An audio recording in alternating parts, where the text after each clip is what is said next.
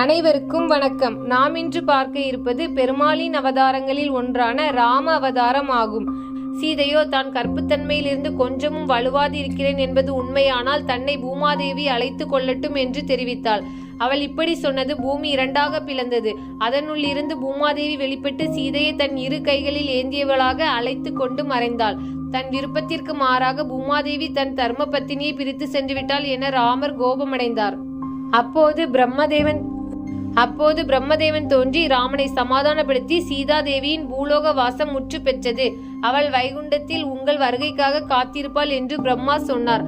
அதன் பிறகே ராமர் சாந்தமடைந்தார். ராமர் தன் புதல்வர்கள் லவகுசனை ஏற்றுக்கொண்டார். 13,000 ஆண்டுகள் ஸ்ரீராமர் ஆட்சி செய்துவிட்டு ராஜ்யத்தை தன் புத்திரர்களுக்கும் தமது சகோதரர்களின் பிள்ளைகளுக்கும் பகிர்ந்து அளித்தார்.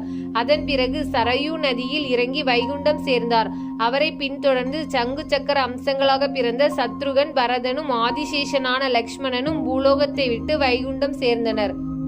தினமொரு கதையில் கதை கேட்ட அனைவருக்கும் நன்றி.